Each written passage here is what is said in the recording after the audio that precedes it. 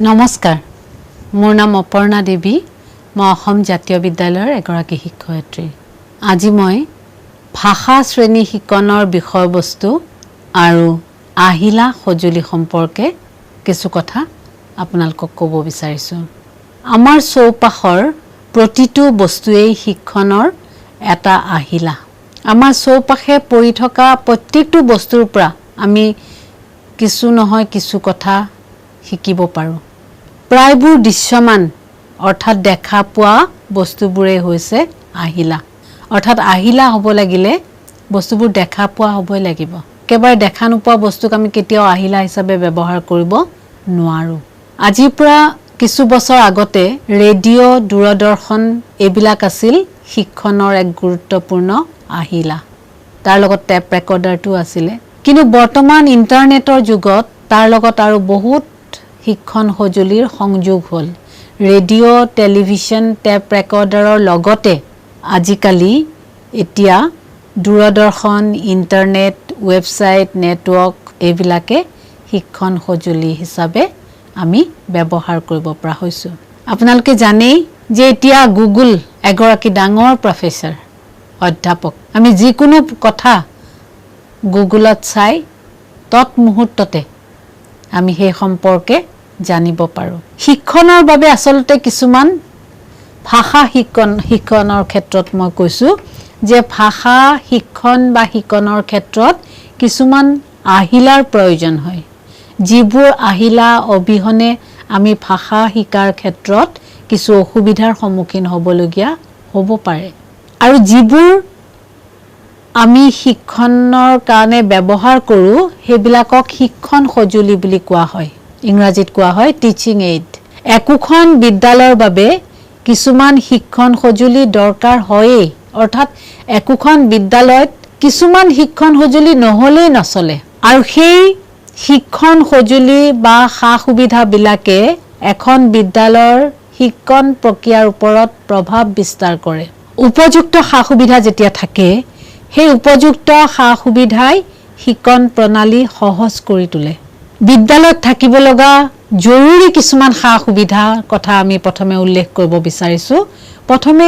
জৰুৰী বিবেচিত কিছুমান সা সুবিধা হ'ল চকী মেজ ব্ল্যাকবোৰ্ড খোৱা পানীৰ ব্যৱস্থা পোহৰৰ ব্যৱস্থা শৌচালয় প্ৰস্ৰাৱগাৰ খেলৰ সামগ্ৰী পুথিভঁৰাল ইত্যাদি সেইবোৰৰ উপৰিও কিছুমান আৰু বেলেগ শিক্ষণ সজুলিও একোখন বিদ্যালয়ত থকাটো অতি প্ৰয়োজন আপোনালোক আমি সকলোৱে বিশ্বাস কৰো যে এগৰাকী শিক্ষকেই এটা খুব সুন্দৰ শিক্ষণ সজুলি এগৰাকী শিক্ষক নিজেই এটা শিক্ষণ সজুলি যাৰ কাৰণে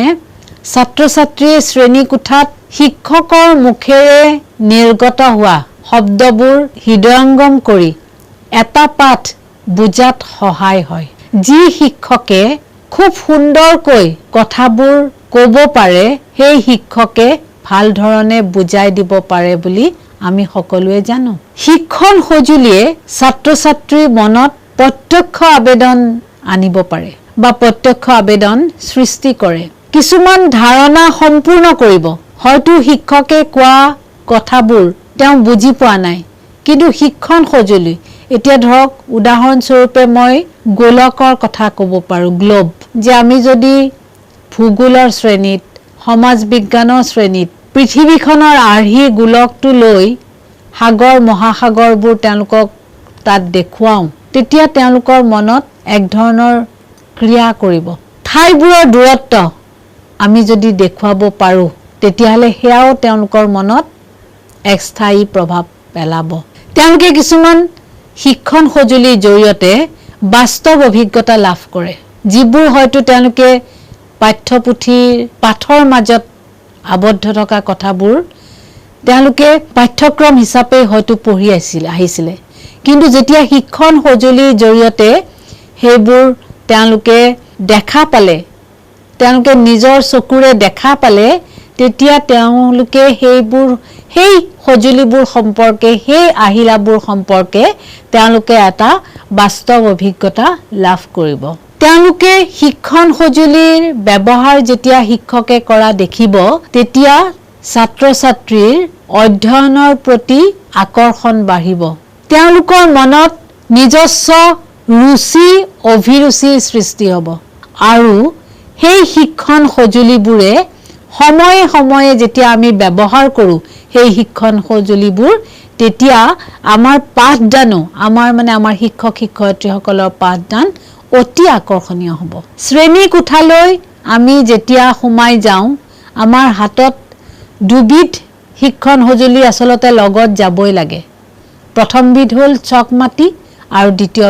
বিধ হ'ল এটা ডাষ্টাৰ সেই দুটা শিক্ষণ সঁজুলি এগৰাকী শিক্ষকৰ সদায় শ্ৰেণী কোঠাত লগত থাকিবলগীয়া দুটা প্ৰয়োজনীয় শিক্ষণ সঁজুলি কাৰণ আমি জানোই যে শ্ৰেণী কোঠাত এখন ব্ল্যাক বোৰ্ড থাকে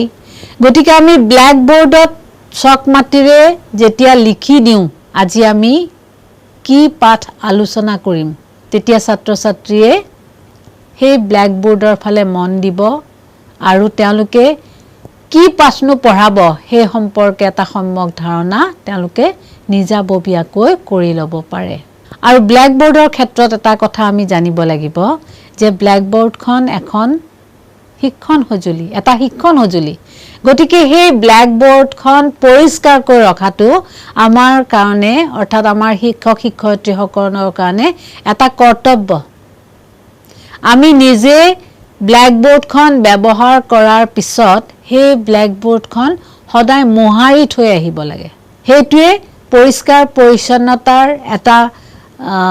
উদাহৰণ হোৱাৰ লগতে পিছৰ গৰাকী শিক্ষকৰ কাৰণে সুবিধাজনক হয় গতিকে শিক্ষণ সঁজুলিৰ ব্যৱহাৰো আমি সেই ক্ষেত্ৰত ব্যৱহাৰৰ ক্ষেত্ৰতো আমি নিশ্চিত হ'ব লাগে শ্ৰেণী কোঠাৰ শিক্ষণীয় সঁজুলিবোৰ চক ডাষ্টাৰৰ কথা মই ক'লোৱেই তাৰ লগত আমি ক'ব পাৰোঁ মানচিত্ৰ ৰেখাচিত্ৰ গোলক তাৰ পিছত আপুনি ক'ব পাৰে ছবি অনুকৃতি ইত্যাদি আৰু সেইবোৰ সেই শিক্ষণ সঁজুলিবোৰ সাধাৰণভাৱে উপলব্ধ কিছুমান শিক্ষণ সঁজুলি একেবাৰে সাধাৰণভাৱে কাৰণ এখন বিদ্যালয়ত চক মাটি থাকিবই ডাষ্টাৰ এটা থাকিবই ব্ল্যাক বোৰ্ড এখন থাকিবই আৰু সেই কাৰণে আমি কৈছো যে সাধাৰণভাৱে উপলব্ধ সেই শিক্ষণ সামগ্ৰীবোৰ যদিও সাধাৰণভাৱে উপলব্ধ যদিও সাধাৰণ কিন্তু সেইবোৰৰ কামবোৰ কিন্তু অসাধাৰণ সেই চক মাটি ডাষ্টাৰ বা ব্ল্যাক বোৰ্ডখন নোহোৱাকৈ আমি ভাষা শিকাৰ ক্ষেত্ৰত এখোজো আগবাঢ়িব নোৱাৰো সেইবোৰৰ বাদেও অৰ্থাৎ চক ডাষ্টাৰ মানচিত্ৰ আদিৰ বাদেও আৰু কিছুমান শিক্ষণ সঁজুলি আছে সেইবোৰ হ'ল চিত্ৰ দৰ্শন অৰ্থাৎ প্ৰজেক্টৰ কাৰ্টুন যাদু ব্যক্তি চিত্ৰ বিস্তাৰৰ যন্ত্ৰ তাৰপিছত আপোনাৰ নক্সা নমুনা বাতৰি কাকত সাময়িকভাৱে দেখুওৱা কিছুমান সংবাদ বাতৰি বোৰ্ড ঘোষণা বোৰ্ড ইত্যাদি শেষৰ পৰা আহিছো ঘোষণা বোৰ্ডৰ পৰা যে যিকোনো ঘোষণা যে ভাষা এটা শিকাৰ কাৰণে আমি কিছুমান ঘোষণা বিদ্যালয়ত ঘোষণা বোৰ্ডৰ ব্যৱস্থা কৰিব লাগে আৰু সেই ঘোষণা বোৰ্ডৰ জৰিয়তে আমি কিছুমান সাহিত্য বিষয়ক কিছুমান নিত্য নতুন কথা আমি সেই ঘোষণা বোৰ্ড বিলাকত আমি আৰি থব পাৰো হেতু এটা অতি গুৰুত্বপূৰ্ণ শিক্ষণ সঁজুলি হয় নক্সাৰ জৰিয়তে আমি কিছুমান কথা ছাত্ৰ ছাত্ৰীক বুজাব পাৰো অকল নক্সাৰ জৰিয়তে ভাষা শিকাৰ ক্ষেত্ৰত বুলি নহয় বিভিন্ন বিষয় শিকাৰ ক্ষেত্ৰত নক্সা মানচিত্ৰ এবিলাকে গুৰুত্বপূৰ্ণ ভূমিকা পালন কৰে এতিয়া ধৰক শংকৰদেৱৰ জন্ম ক'ত হৈছিল আমি এখন ভূচিত্ৰাৱলী লৈ সেই জিলাখন যিখন জিলাত শংকৰদেৱে জন্মগ্ৰহণ কৰিছিল আমি ছাত্ৰ ছাত্ৰীক দেখুৱাই দিব পাৰো আৰু সেই জিলাখন দেখুৱাৰ লগে লগে আওপকীয়াভাৱে তেওঁলোকে আৰু কিছু কথা গম পাই গল সেই জিলাখনৰ কাখৰ জিলা কোনখন সেই কথাটো তেওঁ গম পালে সেই জিলাখনত আৰু কি আছে তাত ৰেলপথ আছে নে বিমান ঘাটি আছে এই কথাও গম পালে সেই ধৰণৰ কিছুমান কথা তেওঁলোকক আমি এটা নিৰ্দিষ্ট কথা জনোৱাৰ মাধ্যমেৰে আৰু কিছুমান কথা তেওঁলোকক কি কৰিব পাৰো অৱগত কৰাব পাৰো বাতৰি কাকতে এক উপযুক্ত শিক্ষণ সঁজুলিৰ ভূমিকা গ্ৰহণ কৰি আহিছে। বাতৰি কাকত নপঢ়া ল'ৰা ছোৱালী অৰ্থাৎ ছাত্ৰ ছাত্ৰীয়ে সমসাময়িক ঘটনা প্ৰবাহৰ বিষয়ে একোৱেই নাজানে। গতিকে বাতৰি কাকত তেওঁলোকক নিয়মিতভাৱে পঢ়োৱাৰ ওপৰত আমি গুৰুত্ব আৰোপ কৰিব লাগিব আৰু এই ক্ষেত্ৰত আমি অভিভাৱকৰ সহায় সহযোগ কামনা কৰিব লাগিব, সহায় সহযোগ আশা কৰিব লাগিব আৰু সহায় সহযোগ বিচাৰিব লাগিব। কাৰণ সকলো বিদ্যালয়ত সকলো সময়তে বাতৰি কাকত উপলব্ধ নহ'ব পাৰে, কিন্তু সেই বিদ্যালয়ৰ ছাত্ৰ ছাত্ৰীৰ অভিভাৱকে ঘৰত নিজাববীয়াকৈ এখন বাতৰি কাকত অন্ততঃ এখন বাতৰি কাকত তেওঁলোকক যোগান ধৰিব পাৰে, অৰ্থাৎ ছাত্ৰ ছাত্ৰীক যোগান ধৰিব পাৰে আৰু সেই বাতৰি কাকতে তেওঁলোকৰ ছাত্ৰ ছাত্ৰীক ভাষা শিকাৰ ক্ষেত্ৰতো এক গুৰুত্বপূৰ্ণ ভূমিকা পালন কৰিব। শিক্ষণ সঁজুলিয়ে আমাকনো কেনেকৈ সহায় কৰে? এতিয়া কথা হ'ল যে শিক্ষণ সঁজুলিয়ে ভাষা শিকাৰ ক্ষেত্ৰতনো কেনেদৰে সহায় কৰে? ভাষা শিকাৰ ক্ষেত্ৰত সকলো ধৰণৰ ছাত্ৰ ছাত্ৰীকে শিক্ষণ সঁজুলিয়ে সহায় কৰে যদিও সকলো কথা বুজাত সকলো বিষয়ৰ সকলো কথা বুজাত শিক্ষণ প্ৰণালীয়ে এক গুৰুত্বপূৰ্ণ ভূমিকা পালন কৰে। শিক্ষণ সঁজুলিৰ সহায়ত ছাত্ৰ ছাত্ৰীৰ বুদ্ধিৰ বিকাশ হয়। তেওঁলোকৰ বুদ্ধিৰ বিকাশ হোৱাটো অতি জৰুৰী। সকলো ছাত্ৰীয়ে বুদ্ধিদীপ্ত, কিন্তু তেওঁলোকৰ সেই বুদ্ধিদীপ্ততা বিকাশ কৰোৱাৰ কাৰণে আমি কি কৰিছোঁ সেইটো খুব জৰুৰী কথা। তেওঁলোকৰ চিন্তা শক্তিৰ বিকাশ কৰোৱাৰ ক্ষেত্ৰতো আমি শিক্ষণ প্ৰণালীৰ সহায় ল'ব লাগিবই। ভাষা শিকাৰ ক্ষেত্ৰত বা ভাষা সাহিত্যৰ শিক্ষাদানত শিক্ষণ সঁজুলিৰ কি ব্যৱহাৰ আৰু তাৰ কাৰ্য আমি সেয়া নিশ্চয়কৈ জানিব লাগিব। এটা ভাষা শিকোৱা একেবাৰে সহজ কথা নহয়। এতিয়া শিশুৱে শিকে বুলি কওঁতে আমি কি কথা ক'ব লাগিব যে এটি শিশুৱে জন্ম লাভ কৰিয়েই যিটো ভাষাৰ মাত কথা শিকে তেওঁলোকে সেই ভাষাটো সহজে আয়ত্ত কৰি লয় আৰু সেই ভাষাটোত এক ধৰণৰ বুৎপত্তি লাভ কৰে। কিন্তু মাত্ৰ এটা ভাষা জানিলেই জানো তেওঁ আগবাঢ়ি যাব পাৰিব বৰ্তমান যুগত? সেই ক্ষেত্ৰত আমি যিকোনো ভাষা শিক্ষণৰ ক্ষেত্ৰত শিক্ষণ সঁজুলি কিছুমানৰ ব্যৱহাৰ কৰিব লাগিব আৰু সেই শিক্ষণ সঁজুলিয়ে বিভিন্ন ভাষা ছাত্ৰ ছাত্ৰীয়ে আয়ত্ত কৰাৰ ক্ষেত্ৰত এক ইতিবাচক ভূমিকা গ্ৰহণ কৰিব। ভাষা শিকাৰ ক্ষেত্ৰত ব্লেকবোৰ্ডৰ ব্যৱহাৰ নিশ্চিতভাৱে কৰিব লাগিব আৰু ব্লেকবোৰ্ড বুলি ক'লে আমি জানিম চক মাটি ব্যৱহাৰ কৰিব লাগিব আৰু চক মাটিৰ জৰিয়তে শিক্ষাদান কৰিব পাৰিব লাগিব। বানান, উচ্চাৰণ, ব্যাকৰণ আদিত আমি লেখা চিত্ৰ ব্যৱহাৰ কৰিলে পাঠদান কি হ'ব? আকৰ্ষণীয় হ'ব। ঠিক সেইদৰে ঐতিহাসিক বা ভৌগোলিক কোনো কথা বুজাবৰ কাৰণে বা জনাবৰ কাৰণে আমাক মানচিত্ৰৰ ব্যৱহাৰ অপৰিহাৰ্য। ভৌগোলিক ঐতিহাসিক যিকোনো ঘটনাৰ ক্ষেত্ৰত মানচিত্ৰ এক অপৰিহাৰ্য অংগ। দেৱাল আলোচনী, ৱাল মেগাজিন বুলি যাক ইংৰাজীত কোৱা হয়, দেৱাল আলোচনীৰ জৰিয়তে ছাত্ৰ ছাত্ৰীৰ সাহিত্য অনুৰাগ, তেওঁলোকৰ সাহিত্যৰ প্ৰতি যি অনুৰাগ আৰু তেওঁলোকৰ যি সৃজনীশীলতা, সেই সৃজনীশীলতা সৃষ্টিৰ ক্ষেত্ৰত দেৱাল আলোচনীয়ে এক গুৰুত্বপূৰ্ণ ভূমিকা পালন কৰি আহিছে। গতিকে দেৱাল আলোচনী প্ৰস্তুত কৰাৰ ক্ষেত্ৰত আমি প্ৰত্যেকখন বিদ্যালয়ে সাজু হ'বৰ হ'ল। যিবোৰ বিদ্যালয়ত এতিয়াও দেৱাল আলোচনীৰ প্ৰচলন নাই, সেই বিদ্যালয়বোৰত যদি ভাষা শিকাৰ ক্ষেত্ৰত তেওঁলোকে কিবা পথ অৱলম্বন কৰিব বিচাৰিছে তেতিয়াহ'লে আমি ক'ব খোজোঁ যে পুথিভঁৰাল যি ধৰণৰ এক অপৰিহাৰ্য অংগ ভাষা শিকাৰ ক্ষেত্ৰত, ঠিক সেইদৰে দেৱাল আলোচনীও এক অপৰিহাৰ্য অংগ বুলি বিবেচিত হৈছে। পুথিভঁৰালৰ গল্প, উপন্যাস, নাটক, কাব্য, জীৱনী, সাধু আদিৰ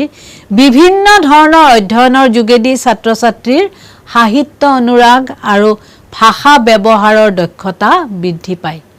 তেওঁলোকৰ ভাষাৰ প্ৰতি যি অনুৰাগ, সেই অনুৰাগটো বৃদ্ধি পায়, তাৰ লগতে দক্ষতা বৃদ্ধি পায়। আমি বিদ্যালয়সমূহত আৰু কিছুমান ব্যৱস্থা কৰিব পাৰোঁ, যেনেকৈ সাহিত্য চক্ৰ, সাহিত্য আলোচনা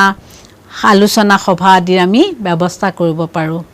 আৰু সেইবোৰ ভাষা শিক্ষাৰ কাৰণে পৰিপূৰক বিদ্যালয়ৰ বিভিন্ন সাংস্কৃতিক অনুষ্ঠানৰ জৰিয়তে আমি ছাত্ৰ ছাত্ৰীক ভাষা শিকাত সহায় কৰিব পাৰোঁ ঠিক সেইদৰে বিদ্যালয়ত যদি আমি তৰ্ক সভা অনুষ্ঠিত কৰোঁ আকস্মিক বক্তৃতা অনুষ্ঠিত কৰোঁ বা বক্তৃতা প্ৰতিযোগিতা কোনো এটা বিষয় দি যদি এটা বক্তৃতা অনুষ্ঠিত কৰোঁ আৰু সেই ক্ষেত্ৰত যদি আমি ছাত্ৰ ছাত্ৰীসকলক জড়িত কৰোঁ তেওঁলোকে শুনিও কিছুমান ভাষা আয়ত্ত কৰিব পাৰিব বা তেওঁলোকে কিছুমান শব্দ ভাষা বুলি ক'লে কি আচলতে কিছুমান শব্দ